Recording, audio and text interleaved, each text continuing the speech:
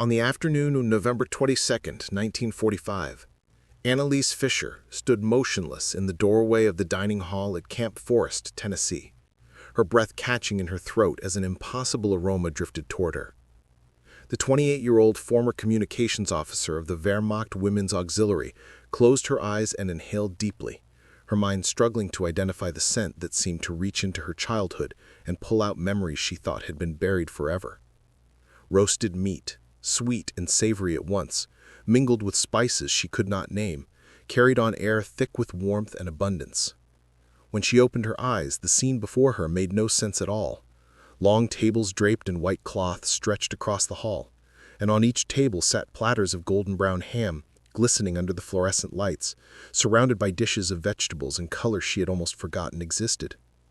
Her hands trembled as she gripped the doorframe, unable to reconcile what her senses reported with everything she had been taught to believe about America and its people. Before we jump back in, tell us where you're tuning in from, and if this story touches you, make sure you're subscribed, because tomorrow I've saved something extra special for you. The woman beside Annalise, Katrin Hartman, a 31-year-old nurse who had arrived at the camp just 3 days earlier, whispered in a voice barely audible above the clatter of preparations. "They are serving this to us, to prisoners. This is not possible." For 6 years, the Reich's propaganda machine had painted a detailed picture of American society for these women, a portrait of a nation crumbling under the weight of its own contradictions and excesses. According to the carefully constructed narrative distributed through official channels, through newspapers like Das Schwarze Korps and broadcasts from the Ministry of Public Enlightenment, the United States was a facade of wealth concealing desperate poverty, a country where the ruling class feasted while ordinary citizens starved in breadlines that stretched for blocks. The women standing in that doorway had been trained to view America as a paper tiger, all show and no substance, a nation whose supposed industrial might was nothing more than Hollywood trickery and Jewish financial manipulation. Annalise had joined the Women's Auxiliary in early 1942, motivated by a fierce sense of duty to her homeland and a genuine belief that Germany stood as a bulwark against the chaos and degeneracy she had been told characterized the Allied nations. Born in Stuttgart to a family of modest means, her father a postal clerk and her mother a seamstress, she had experienced the lean years of the Weimar Republic and the promises of renewal that followed. When the opportunity came to serve, she seized it without hesitation, proud to contribute her skills in radio operation and cryptography to what she believed was a righteous cause. Her training at the auxiliary school near Berlin had included not just technical instruction, but extensive political education designed to fortify her understanding of Germany's enemies. The instructors painted vivid pictures of American incompetence and moral bankruptcy, insisting that whatever material advantages the enemy might claim were built on exploitation and would collapse under the strain of sustained conflict. One particular lecture had stayed with Annalise throughout her service, delivered by a stern woman in her 50s who claimed to have studied in the United States before the war. The speaker had described American factory workers as lazy and undisciplined, prone to strikes and work stoppages, incapable of matching German efficiency and dedication. She spoke of American soldiers as poorly trained civilians in uniform, given substandard equipment and rations that barely sustained them, sent to die in a war they did not understand for objectives that benefited only their Jewish overlords.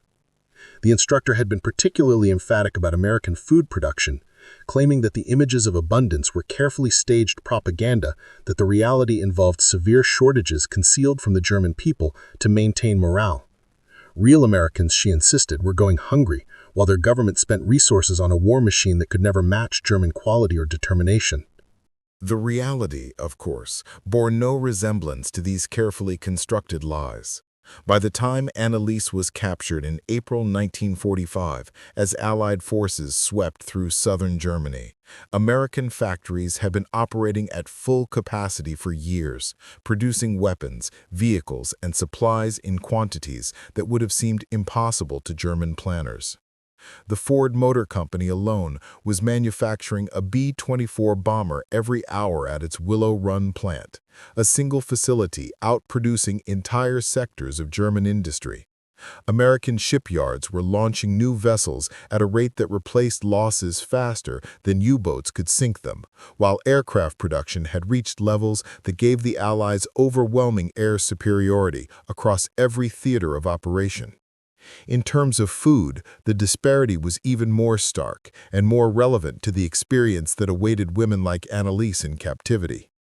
While German civilians had seen their rations reduced to approximately 1,400 calories per day by 1945, with meat becoming a rare luxury and coffee, chocolate, and fresh fruit disappearing entirely from most tables, American civilians continued to consume well over 3,000 calories daily, despite rationing programs. American farms were so productive that the nation was simultaneously feeding its own population, supplying millions of military personnel across the globe, and providing substantial aid to allied nations through Lend-Lease programs. The agricultural surplus was so significant that strategic reserves were growing even as the country prosecuted a war on multiple continents. This was the reality that German women prisoners were about to encounter, completely unprepared for the cognitive shock that awaited them.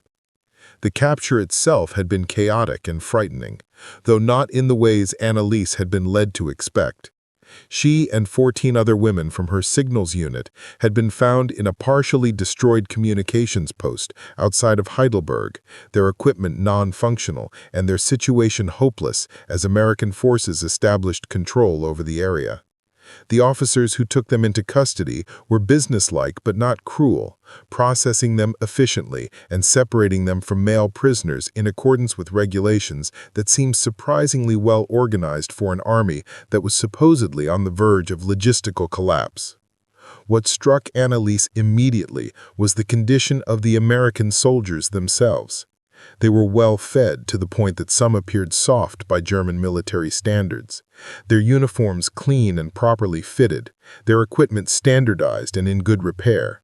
One young soldier had offered her a chocolate bar during processing, a casual gesture that left her stunned. Real chocolate, made with actual cocoa, offered freely to an enemy prisoner as if it were nothing of value. The journey from the processing center to the port of embarkation provided more disturbing evidence that contradicted everything she had been taught. The American military vehicles that transported the prisoners were numerous and well-maintained, not the cobbled-together fleet of aging equipment she had expected. The roads, though damaged by war, were being repaired rapidly by engineering units that seemed to have unlimited access to materials and machinery.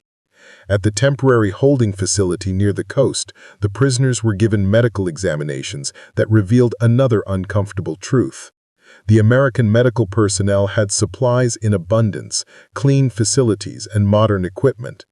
Anneliese watched as a dentist treated a fellow prisoner's infected tooth with what appeared to be routine efficiency, using materials that had become scarce in Germany years earlier.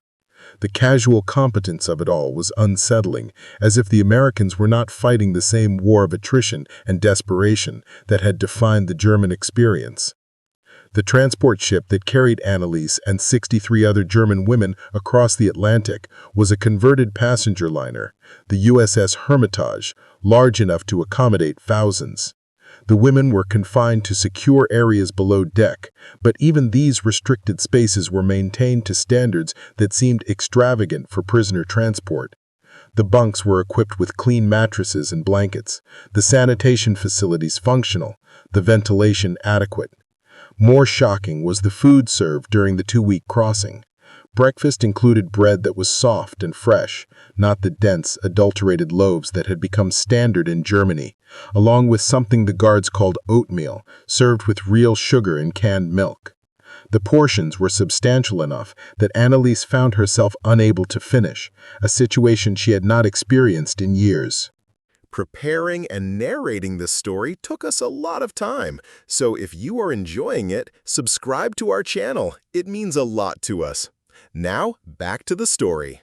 She watched in amazement as one of the American crew members scraped leftover food from his tray into a waste container, discarding what would have been treasured by German civilians without a second thought. Katrin Hartmann, the nurse who would later stand beside Anneliese in the doorway of the Camp Forest dining hall, had a similar experience during her Atlantic crossing a few months later. Trained at the prestigious Sharia hospital in Berlin before the war, she had spent 3 years working in field hospitals on the Eastern Front, treating casualties under conditions of increasing scarcity and desperation. By 1944, German military medicine was rationing everything from bandages to anesthetics, making decisions about who received treatment based not just on medical need, but on resource availability. The contrast with American medical capabilities became apparent the moment she was captured. The American field hospital where she was initially held had supplies that seemed unlimited by German standards.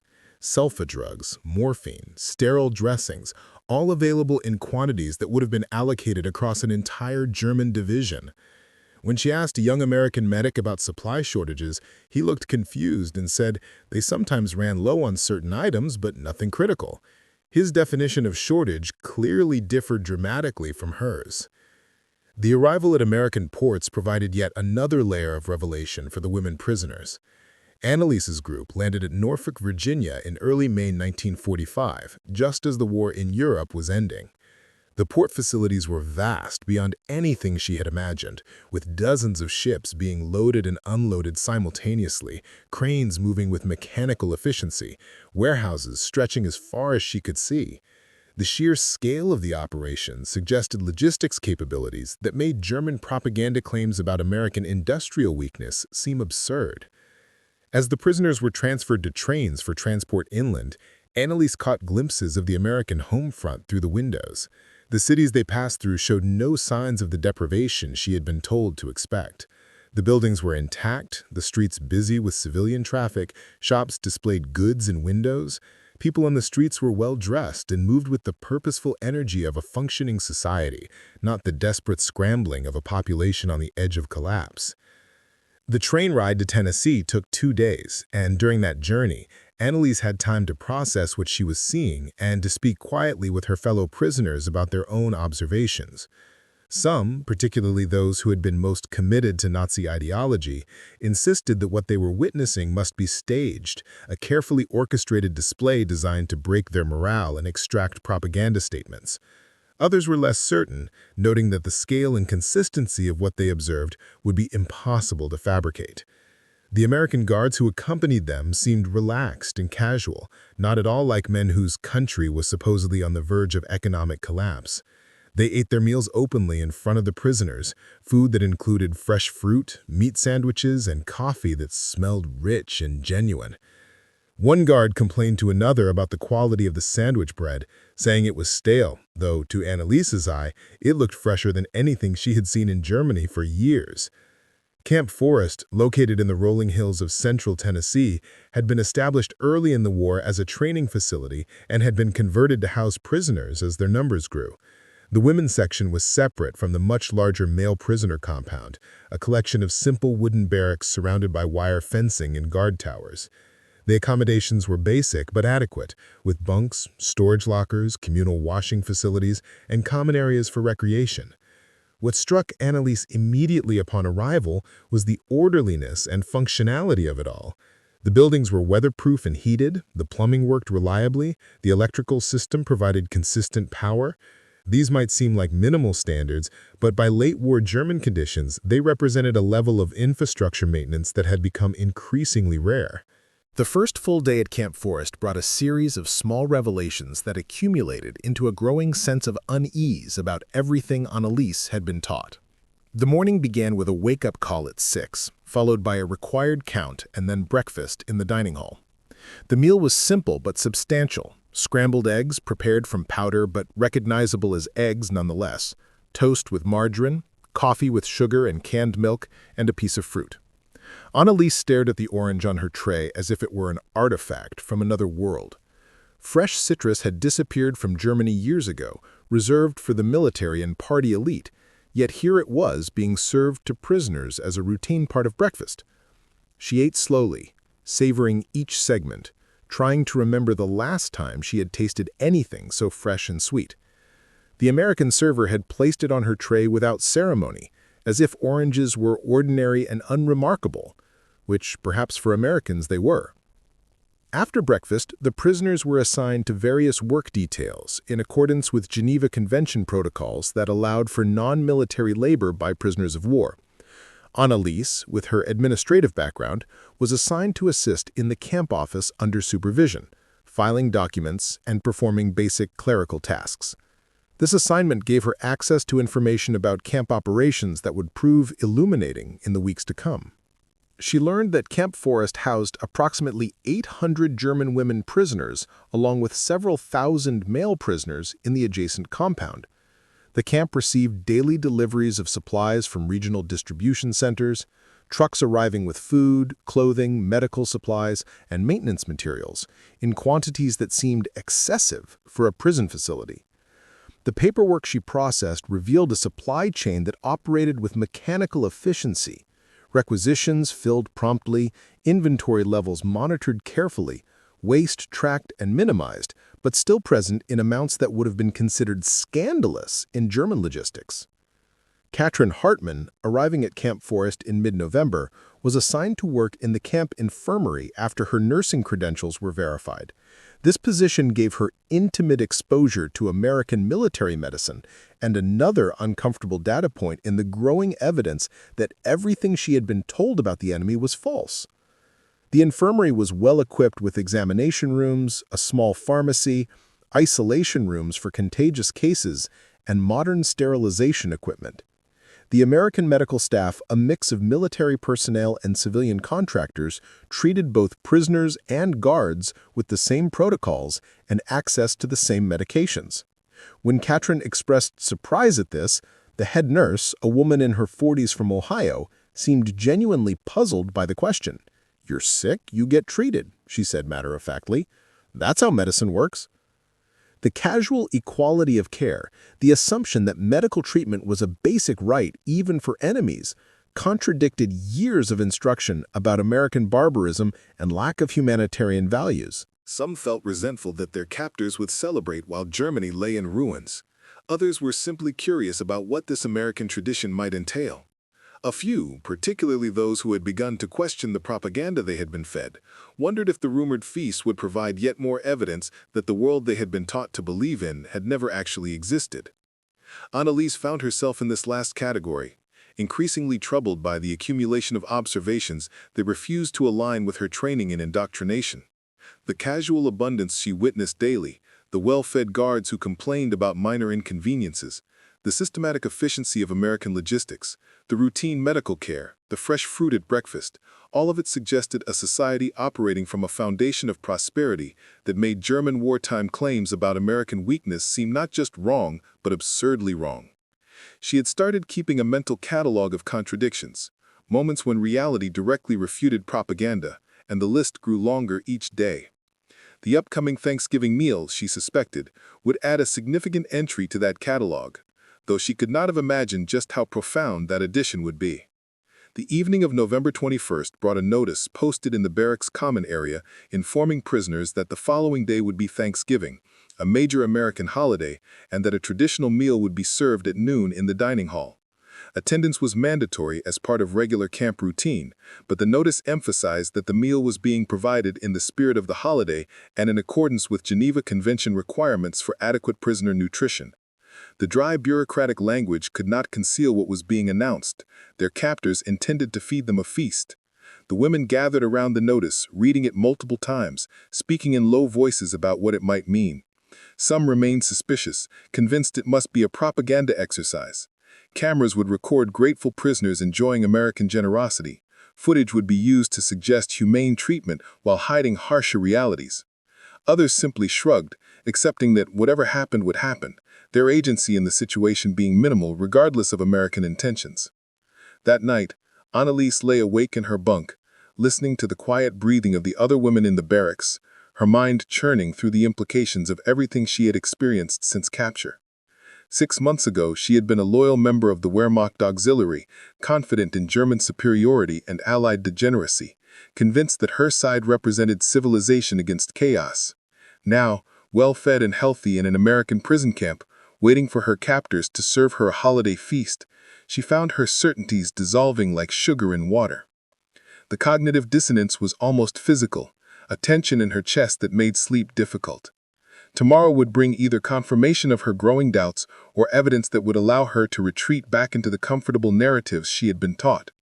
She suspected, with a sense of dread mixed with strange anticipation, that tomorrow would offer no comfort at all. Morning came with pale sunlight filtering through the barracks windows and the usual wake-up routine, but the atmosphere felt different, charged with expectation. The regular breakfast was served, simpler than usual, as if the kitchen staff were conserving resources for the main event. The prisoners moved through their morning work assignments with distracted efficiency, everyone aware that something significant awaited them at noon. Annalise filed papers and answered phones in the administrative office, her mind only half engaged with the tasks, her attention repeatedly drawn to the clock on the wall as it moved toward midday. At 11:30, the prisoners were released from their work details and told to return to the barracks to prepare for the meal. Prepare meant simply washing hands and faces, straightening clothing, nothing elaborate, but the instruction carried an implicit message that this was an occasion requiring some minimal acknowledgement of formality. At 11:45, the women began walking toward the dining hall in small groups, their conversations muted, many showing visible nervousness about what awaited them. The building stood at the center of the compound, a large structure that served as the social heart of the camp, and as they approached, the aroma that would stop Annalise in the doorway began to reach them. Rich, savory, complex. It drifted on the cool November air and triggered memories and associations that many of the women had not accessed in years. Katrin Hartmann, walking beside Annalise, inhaled deeply and closed her eyes for a moment. "I know this smell," she said quietly. "My grandmother's kitchen at Christmas before the war. How can this be?" They reached the entrance, and that is when Annalise froze, unable to process the scene before her, unable to reconcile the reality of what her senses reported with the worldview she had carried for 6 years. The dining hall had been transformed. The usual bare tables were covered with white cloths, and on those tables sat an abundance that seemed to belong to a different universe than the one she inhabited. Whole hams, glazed and glistening, occupied places of honor on serving platters surrounded by bowls of mashed potatoes whipped to creamy peaks. Dishes of green beans glistening with butter, baskets of rolls still steaming from the oven, boats of gravy, plates of cranberry sauce, and at the far end of each table, pies with golden crusts that promised sweetness beyond memory. American servicewomen in clean uniforms stood ready to serve, and at the head of each table sat American officers and enlisted personnel who would apparently be eating alongside the prisoners. The ham, that symbol of abundance and celebration, drew Annalise's eye and held it. The meat was perfectly cooked, the exterior caramelized to a deep amber, scored in a diamond pattern that suggested care and attention had gone into its preparation. She had not seen meat like this since before the war, and even then, such a cut would have been reserved for the most special occasions, the centerpiece of a family celebration that represented weeks of saving and planning. Here, there were multiple hams, one for each table, enough to feed hundreds, served on an ordinary Thursday in November to enemy prisoners as if it were the most natural thing in the world. The cognitive dissonance was complete and overwhelming. Every cell in her body responded to the sight and smell of that food with hunger and desire. Every assumption she had carried about American poverty and weakness collapsed in the face of this impossible abundance. Beside her, Katrin Hartmann began to cry, tears running silently down her face as she stared at the laden tables. "It is real," she whispered. "It is all real. They can do this. They have so much they can give it to us. Everything we were told was a lie." Annalise could not respond, her throat too tight with emotion, her mind reeling from the implications of what she was seeing. An American servicewoman, noticing them frozen in the doorway, approached with a smile and gestured toward the tables. "Come on in," she said warmly. "Happy Thanksgiving. Let's get you seated so we can serve while everything's hot." The casual kindness in her voice, the genuine welcome, The assumption that, of course, prisoners would be included in this celebration delivered the final blow to Annalise's ideological certainties. As she moved numbly toward an assigned seat, her legs functioning automatically while her mind struggled to process reality, Annalise Fisher understood that her world had irrevocably changed. The ham on that table represented more than food.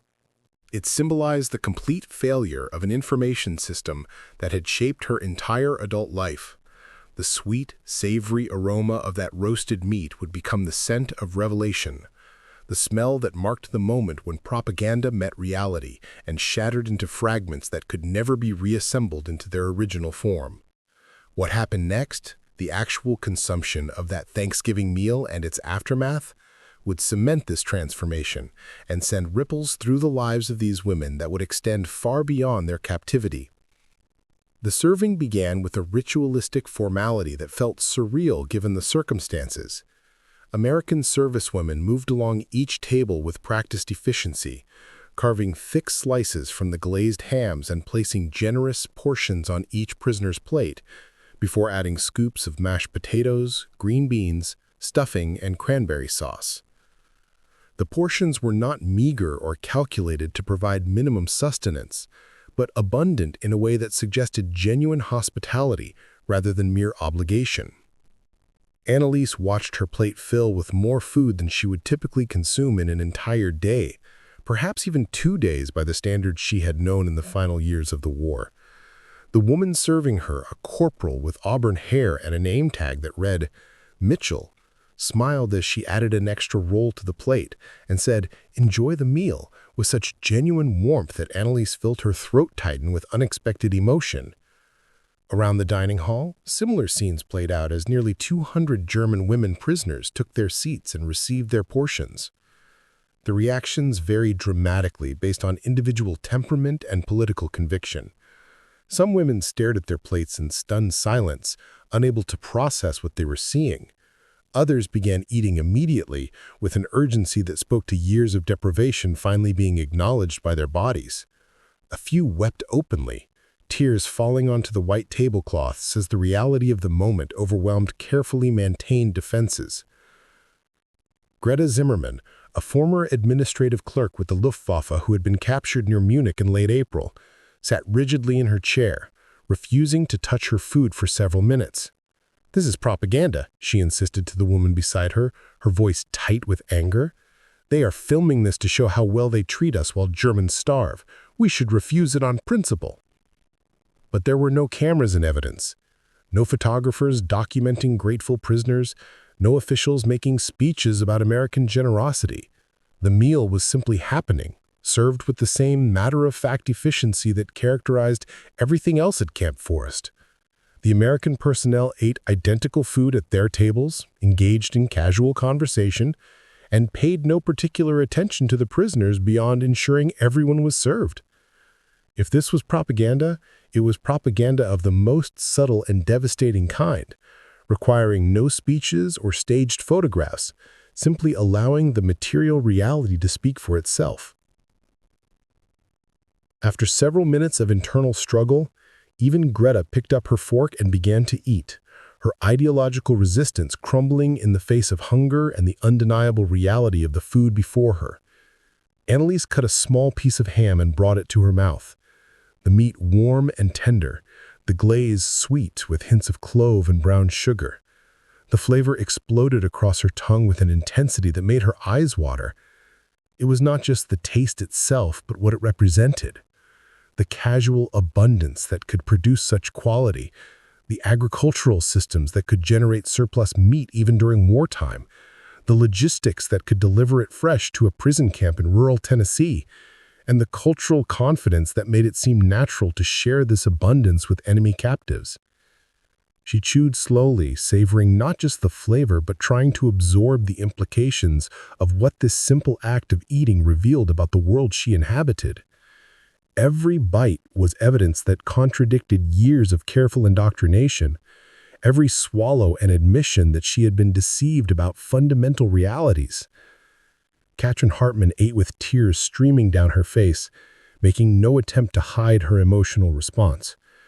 As a nurse, she had spent years making brutal calculations about resource allocation, deciding who received treatment based partly on availability of supplies, watching patients suffer or die because medications were unavailable or had to be reserved for those with better chances of survival. The casualness with which this feast had been assembled, the apparent ease with which American logistics could produce such abundance, stood in sharp contrast to the desperate scarcity she had navigated throughout her service. Between bites, she whispered to Annalise about what this meant for the wounded German soldiers she had treated. How many might have survived with access to the resources Americans seemed to take for granted.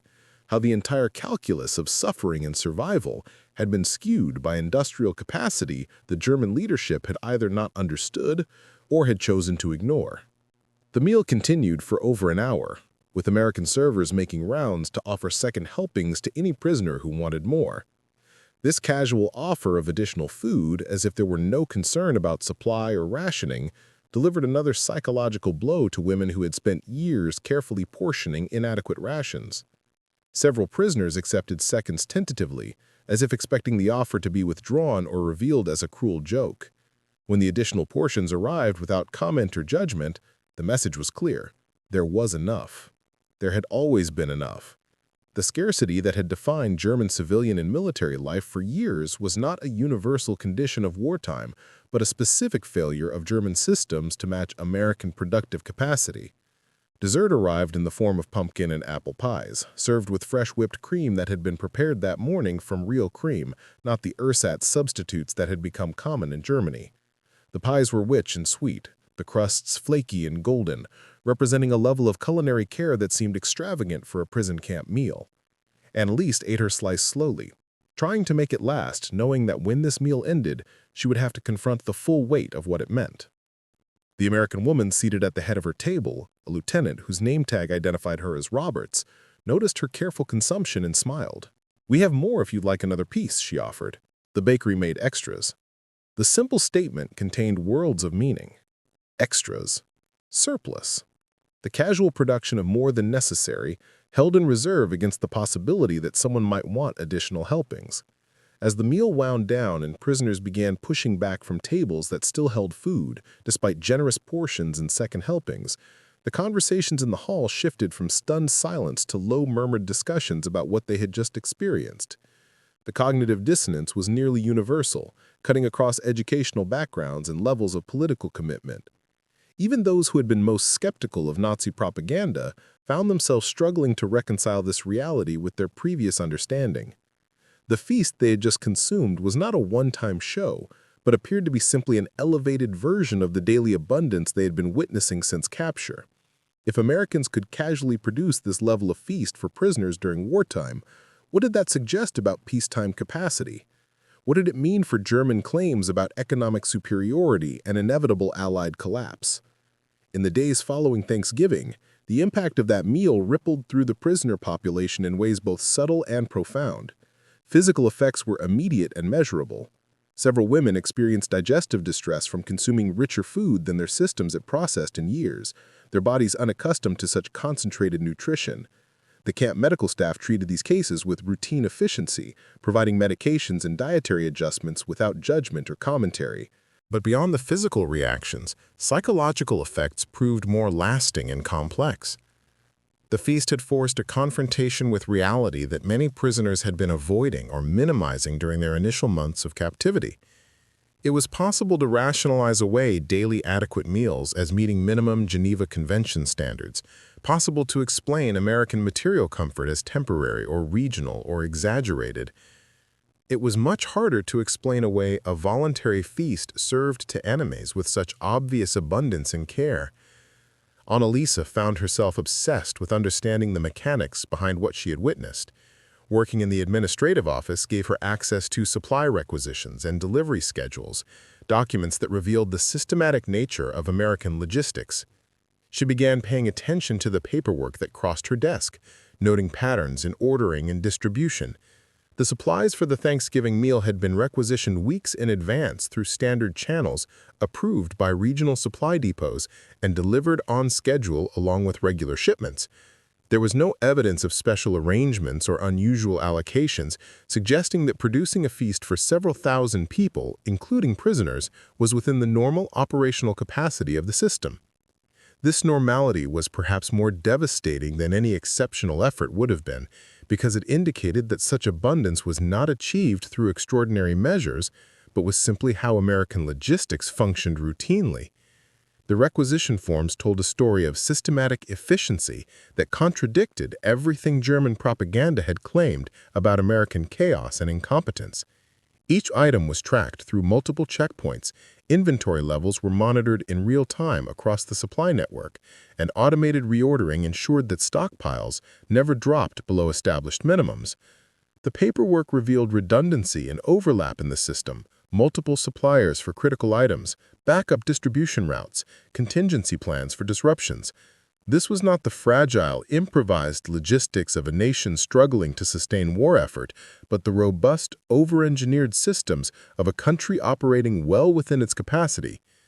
Annalisa began compiling notes about what the documents revealed, not for any specific purpose, but because she felt compelled to understand the truth about the society that had defeated her nation. Katrin Hartmann pursued understanding through different channels, engaging American medical personnel in conversations about healthcare systems and pharmaceutical production. The camp doctor, Captain Morrison, a general practitioner from Iowa who had been drafted into military service, proved surprisingly willing to discuss these topics during Katrin's shifts in the infirmary. He spoke casually about drug production, describing pharmaceutical companies that manufactured millions of doses of penicillin monthly, research laboratories developing new antibiotics and treatments, distribution systems that supplied both military and civilian needs simultaneously. When Katrin asked how America managed to produce such quantities while maintaining quality, Morrison seemed puzzled by the question. "We just manufacture to meet demand," he explained. "If more is needed, factories increase production or new facilities are built." The concept that industrial capacity could simply expand to meet requirements rather than being a fixed constraint seemed almost magical to someone whose experience involved constant shortages and rationing. Through conversations with guards and staff, prisoners began piecing together a more complete picture of American civilian life during the war. The details emerged in casual comments and offhand observations, assembling like a mosaic into an image that challenged German assumptions about Allied hardship. They learned that while rationing existed in America, it was relatively mild by German standards, limiting but not eliminating access to most goods. They discovered that American civilian consumption of meat remained higher during wartime rationing than German civilian consumption had been in peacetime during the 1930s.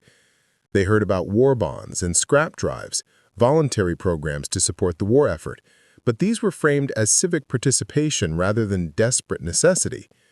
American civilians had apparently sacrificed some convenience and luxury while maintaining a baseline standard of living that exceeded what most Germans considered prosperity. The education continued through access to approved reading materials in the camp library, a collection of books and magazines that provided windows into American society and culture. Annalise discovered Life magazine with its photo essays showing American factories, farms, and homes. The images were not propaganda in the crude sense of obviously staged scenes, but documentary photography capturing ordinary life, and that ordinariness was itself revelatory. Families gathered around dinner tables with multiple dishes visible, workers leaving factories toward parking lots full of personal automobiles, children playing with toys that suggested manufacturing capacity devoted to non-essential consumer goods even during wartime. Each image added another data point to the growing evidence that America operated from a foundation of material abundance that made German prosperity claims seem hollow. Some prisoners responded to these revelations with anger rather than acceptance, directing their frustration at German leadership for the deception or at themselves for having believed so completely. Emma Keller, a former telephone operator with Wehrmacht Communications, went through a period of rage in December 1945 that concerned camp medical staff enough to increase monitoring. She tore up letters from family in Germany that attempted to maintain the fiction of German moral superiority, threw her dinner tray against the barracks wall one evening after receiving news of worsening conditions in occupied Germany, and refused to speak to anyone for several days. When she finally emerged from this crisis, she had developed a bitter cynicism about all authority and all official narratives, trusting nothing unless she could verify it through direct observation. Her reaction was extreme, that represented one end of a spectrum of responses to ideological collapse. Others sought refuge in partial truths or modified narratives that preserved some element of their prior worldview. They acknowledged American material superiority while insisting on German cultural or spiritual advantages, admitted defeat in industrial capacity while claiming victory in moral purpose, or accepted present circumstances while predicting future American decline. These defensive maneuvers provided psychological comfort but became increasingly difficult to maintain as the months passed and the consistency of American abundance continued without pause. The cognitive dissonance between observed reality and desired belief created tension that resolved differently for each individual, but the direction was generally toward acceptance of uncomfortable truths rather than successful maintenance of prior certainties. The work assignments that occupied prisoners' days provided ongoing education about American systems and attitudes. Those assigned to agricultural labor at nearby farms leased by the camp learned about mechanized farming techniques that explain how American farms could produce such surplus with relatively small labor forces. Tractors, combines, mechanical harvesters, and other equipment automated processes that remained largely manual in German agriculture. Inga Braun, who had grown up on a farm in Bavaria before joining the auxiliary, worked a harvest detail in late 1945 and was stunned by the machinery and methods she observed. One man with a combine could harvest more grain in a day than a dozen workers could manage by hand, she reported to fellow prisoners. They do not work harder than German farmers. They have simply harnessed mechanical power in ways we never achieved. When I asked the farmer about the cost of equipment, he explained government programs that helped finance purchases. The state supported agricultural modernization not through propaganda about peasant virtues, but through making efficiency economically viable. Those working in camp kitchens received education about food preservation and distribution systems. Industrial canning operations produced millions of containers of vegetables, fruits, and meats that could be stored for months or years without refrigeration, solving logistics problems that constrained less developed systems. Frozen foods, a technology still relatively rare in pre-war Germany, allowed transportation and storage of items that would spoil quickly otherwise. The infrastructure supporting these technologies, reliable electricity, widespread refrigeration, and efficient transportation networks, created possibilities that simply did not exist in societies lacking such systems. Prisoners working in kitchens saw daily deliveries arrive with predictable reliability, watched inventory turn over rapidly because supply was abundant, and witnessed waste levels that would have been criminally negligent in German facilities, but were apparently normal in American operations. The casual American relationship with abundance, which prisoners had first encountered with shock, became a subject of detailed observation and analysis as the months passed. What initially seemed like waste or carelessness revealed itself as the natural behavior of people living in a society where scarcity was exception rather than rule.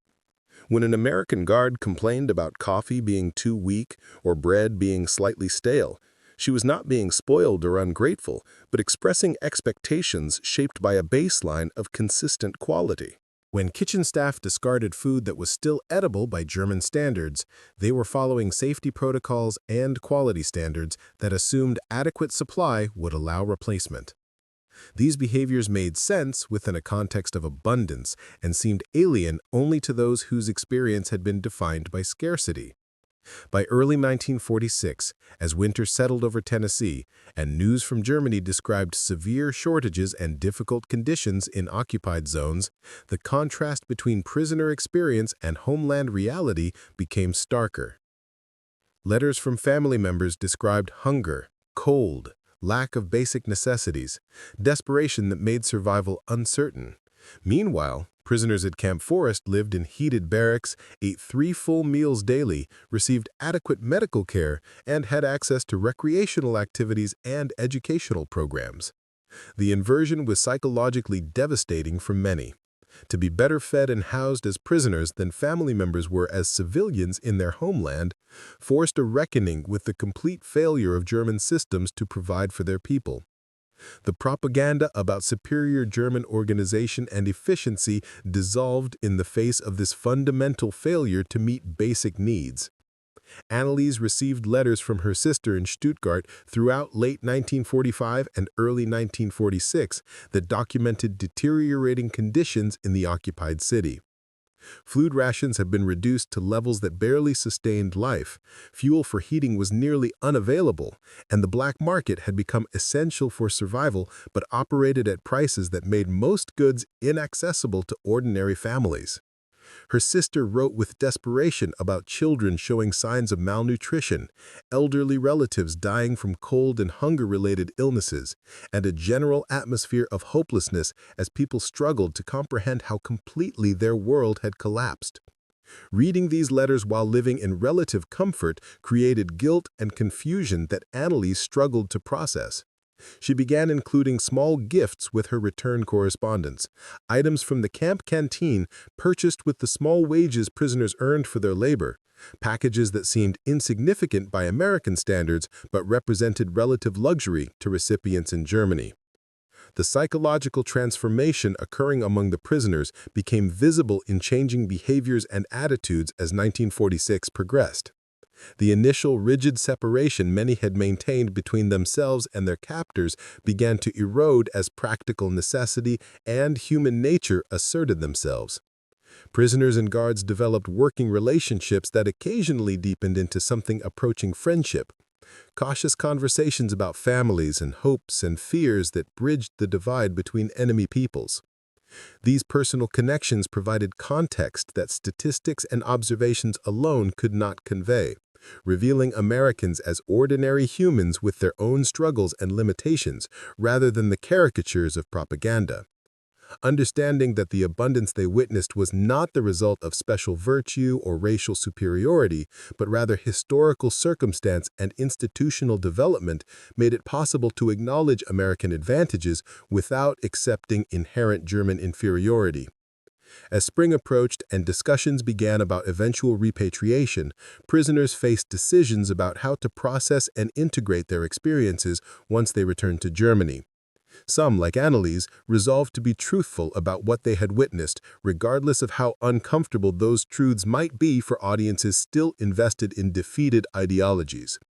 Others planned to remain silent, recognizing that their testimony might be dismissed as the result of brainwashing or might create tensions with those who had suffered more directly in the war's final months. A few, already planning to return to America as immigrants once circumstances allowed, saw their prisoner experience as preparation for new lives in a society whose advantages had been proven beyond doubt. The feast that had begun this transformation, that Thanksgiving meal served 8 months earlier, had become a touchstone in discussions among prisoners about their experiences. When comparing notes about moments that shattered prior certainties, nearly every woman pointed to some instance of confronting American abundance, whether pancakes or ham or medical care or simple waste. For Anneliese and Katrin and many others, the Thanksgiving ham had served as the most concentrated and undeniable evidence, a single meal that encapsulated all the broader truths about material capacity and social organization that years of propaganda had obscured. The memory of that glazed meat, perfectly cooked and generously served, would remain with them for the rest of their lives as a symbol of the moment when ideology met reality and shattered completely. Up next, you've got 2 more standout stories right on your screen. If this one hit the mark, you won't want to pass these up. Just click and check them out.